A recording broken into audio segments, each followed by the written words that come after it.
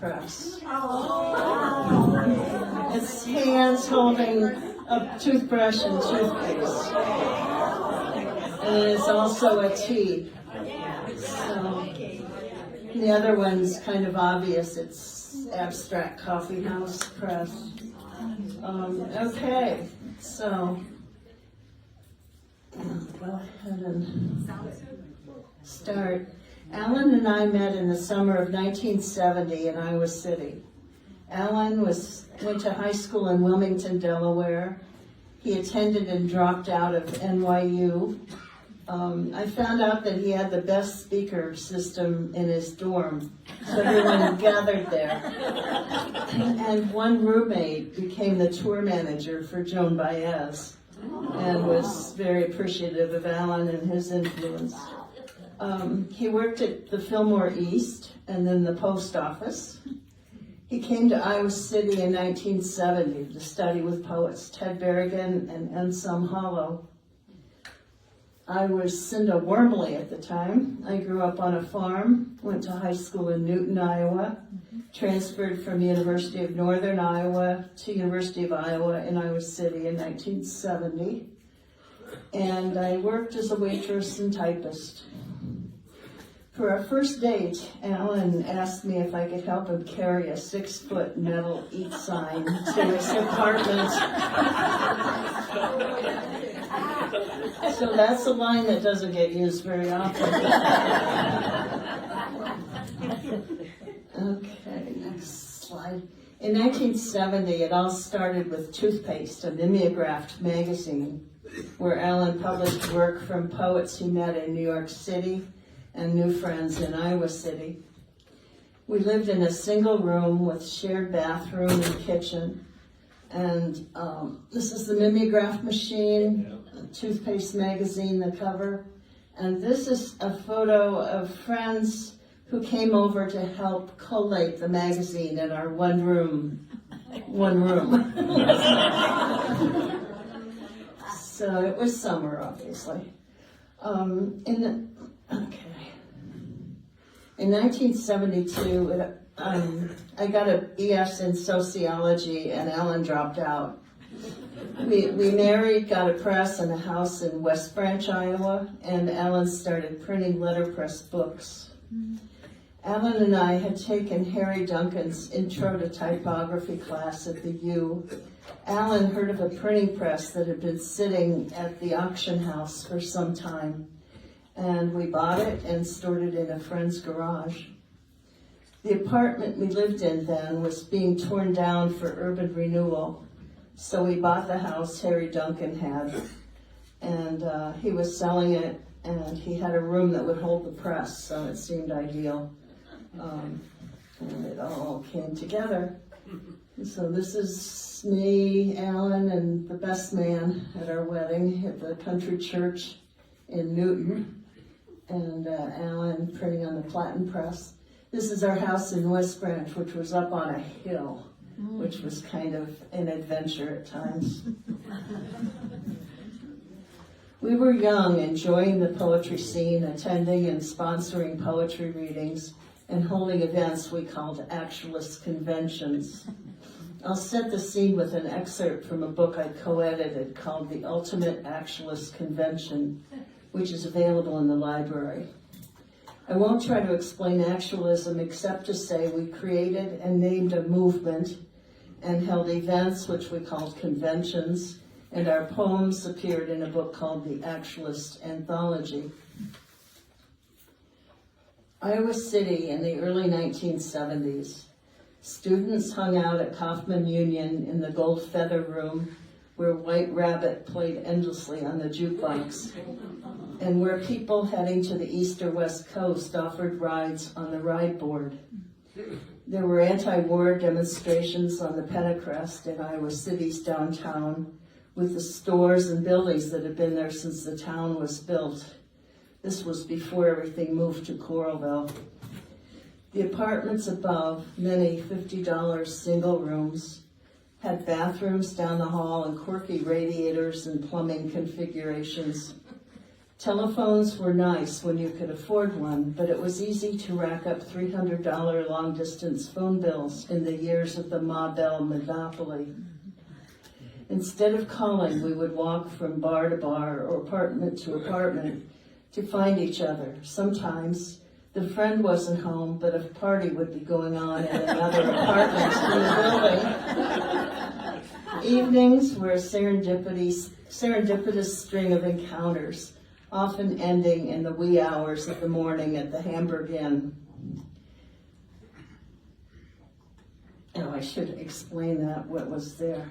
This is the bookstore where we did a lot of readings. And this is the crowd at the Actualist convention. My husband's standing in the back with the beard. But yeah, we had a few of those, and then they started having them in California too. Go, okay. Our first daughter was born in 1979. Eventually, Allan realized that he had accepted lots of manuscripts and he kept printing more and more books. This is a photo of him with our oldest daughter, Annabelle, and these are all the manuscripts around him. He'd accepted them all and he was trying to figure out which to print first. And this picture of some of the books that we printed early on. Some were mimeographed, some were letterpress. And I cut the linoleum block for that water tower. I wasn't an artist, but he would ask me to do things and I would just do them.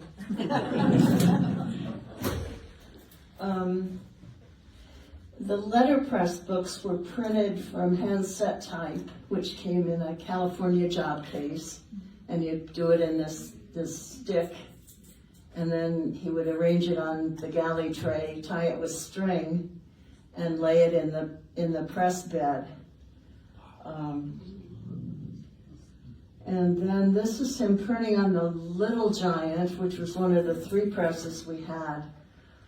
This was the most modern of the presses.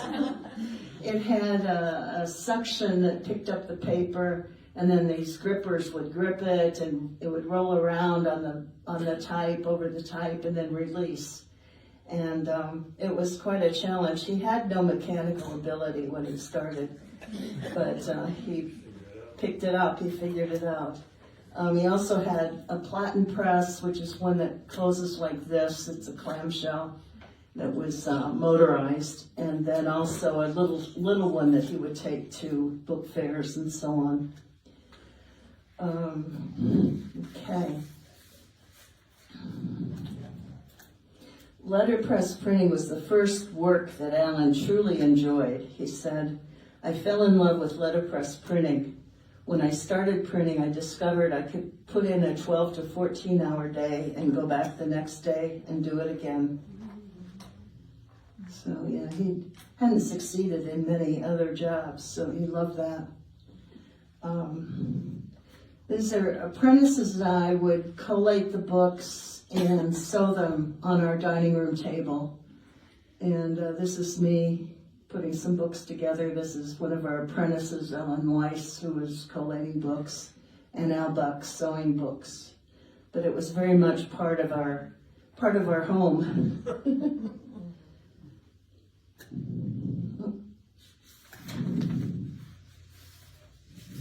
I think I missed one. Yeah. Allan hadn't learned to drive yet, and he picked up a lot of printing jobs while he was hitchhiking to Iowa City from West Branch. And these are some of the cards that he did. He did business cards, wedding invitations, stationery, anything people wanted.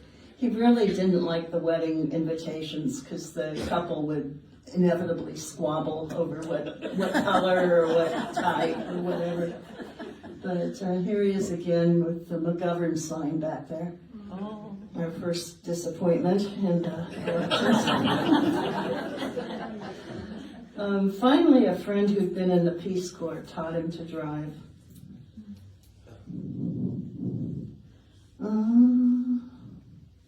Okay, yeah. We came to a point where the size of the books, the expenses of the press, which were all on our personal account, and the isolation of West Branch made us realize we needed to make some changes. In 1977, we were impressed with a book fair we went to at St. Kate's in St. Paul, where we sold out of a book called Throwing Spitballs at the Nuns.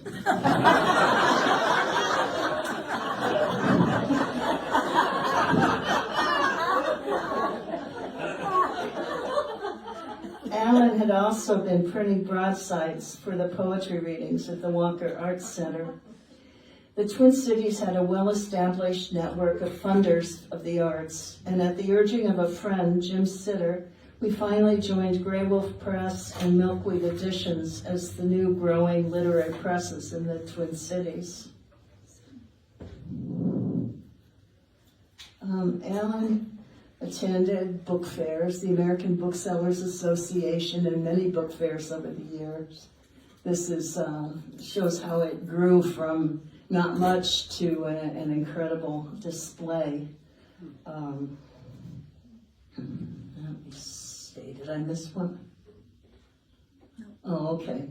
Yeah, 1984-85 was a year of many changes. Coffee House was formed as a nonprofit press.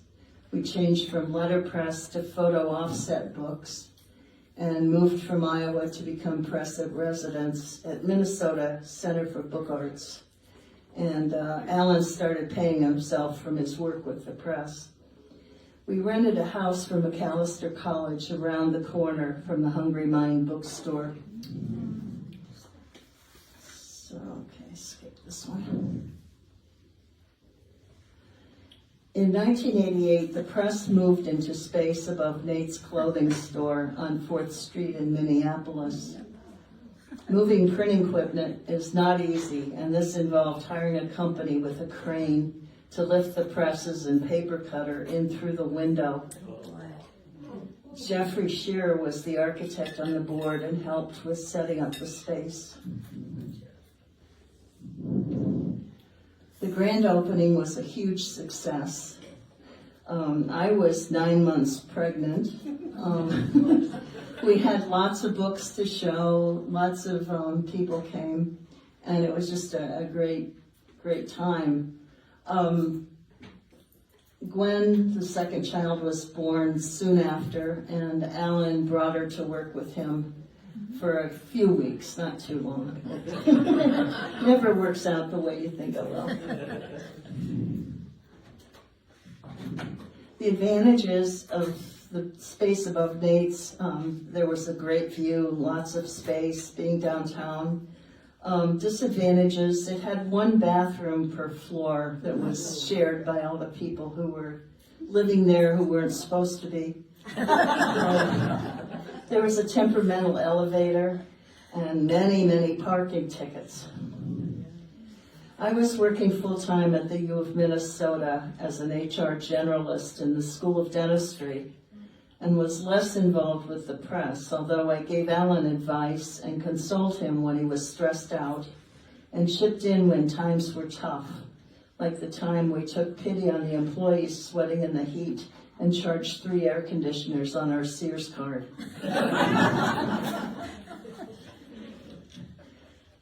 During this time, the press participated in a number of programs designed to help literary presses become more professional, focusing on board development, accounting, best practices, strategic planning, and etc.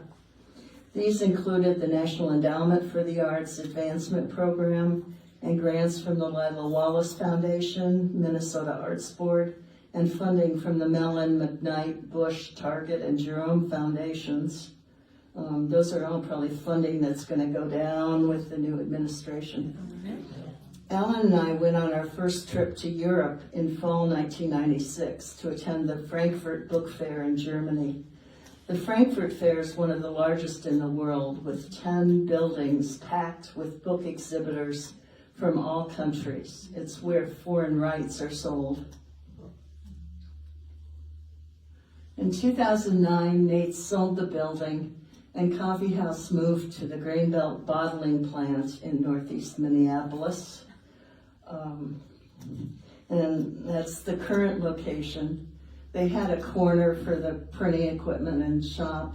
Allan would give demos when they had open houses and so on. And there he is doing a demo. In 2011, the Minnesota Center for Book Arts hosted a 40-year celebration and display of the books that were printed. At the same time, Allan announced that he would go into semi-retirement with the title of Publisher Emeritus, and Chris Fishbach would succeed him as publisher. By then, they'd published about 500 books. So,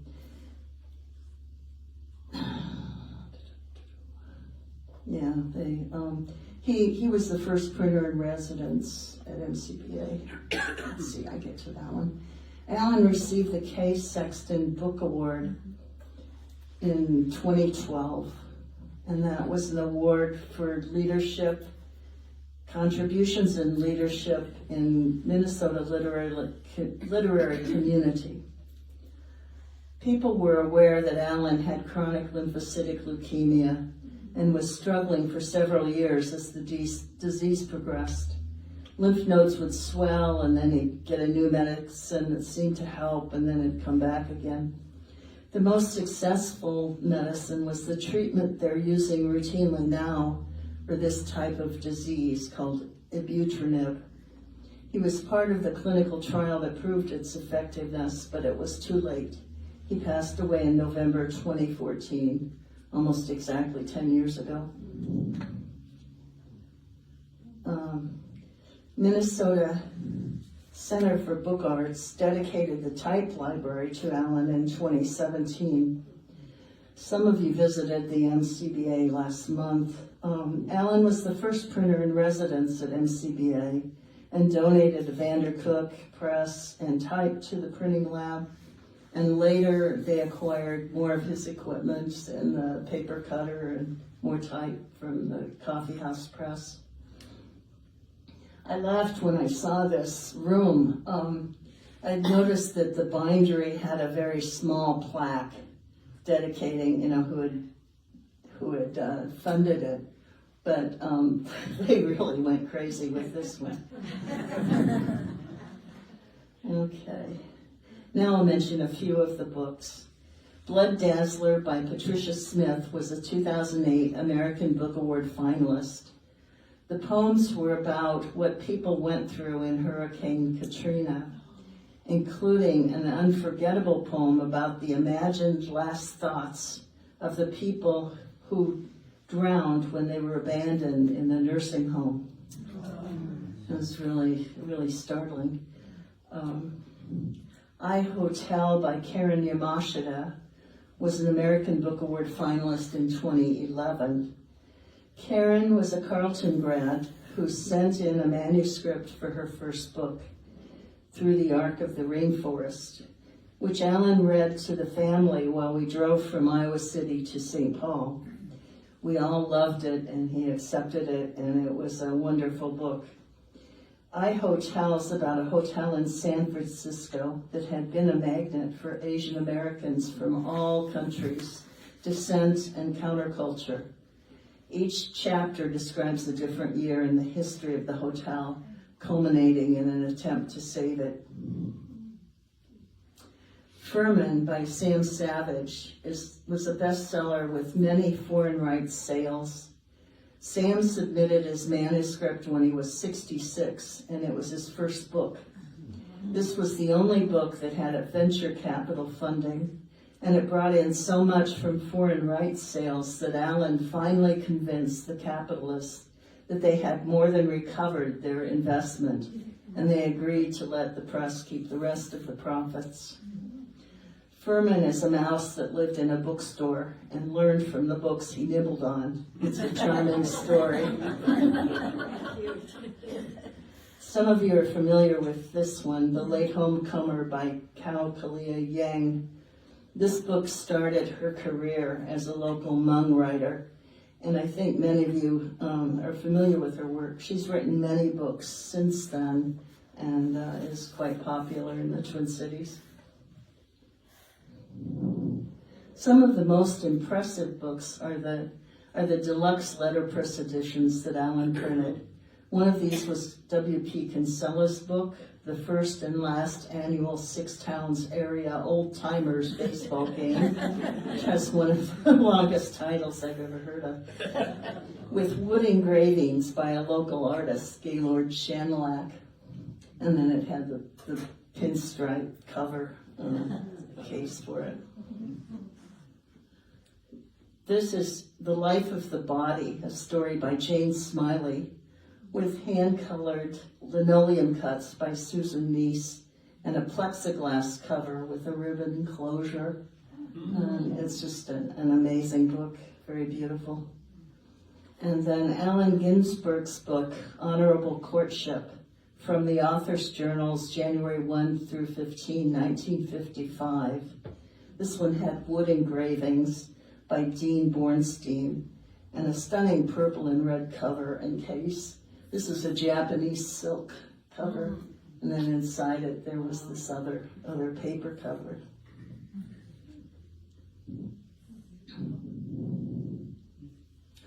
Coffee House Press continues as a nonprofit under new leadership, publishing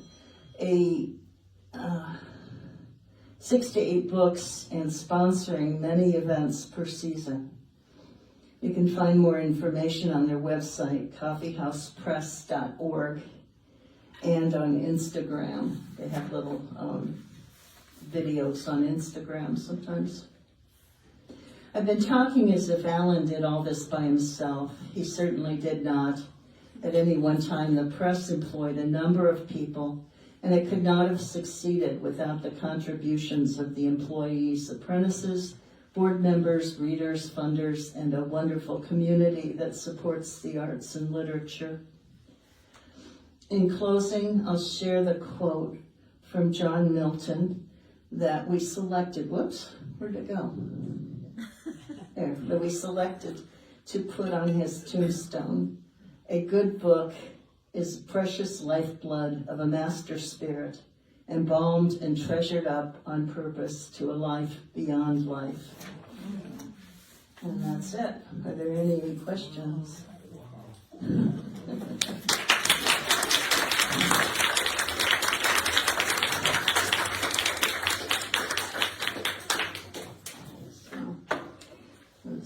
Yes. So what was your favorite part? My favorite part? I liked the days in West Branch when it was small, and we were right in the center of the country, so poets coming from one end of the country to the other would stop and stay with us, and it was just a very festive time. When did the press become more modern? I mean, he was pretty primitive when he started, wasn't he? Yeah, it was gradual, but the biggest change came in 1985 when he went from the letterpress to the more commercial books. But yeah, he was doing some of each all through, and the letterpress books he printed later in his life because he just loved doing them. Okay, who else? Anne? Who named the presses? Who named them? Yeah. Well, I can explain why it changed to Coffee House, because he got tired of explaining why he named it Toothpaste Press. He had lots of answers, like, because I want you to think of poetry every morning when you get up. And all of our authors went to Colgate College. Had a lot of things, but really it came from living in New York and seeing some of the art by Jim Dine and some of the others that were doing real objects as art. Okay. Yes? Cinda, how did you market and sell your books? There were a variety of small distributors that came up through the years. Early on it was hard. Some of them had grants to do it. There was one called Plains Distribution that had a bus and they'd go around to different cities in the Midwest.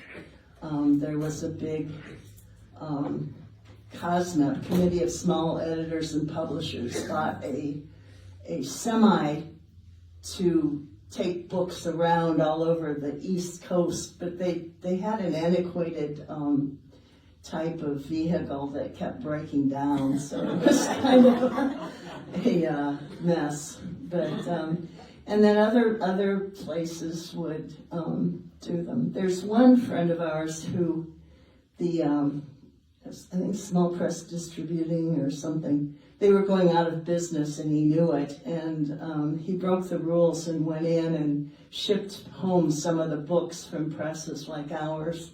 And so it started small, it got big, and it got very professional over the years. Hi, yeah. Have your daughters followed in his footsteps? Not at all. What do they do?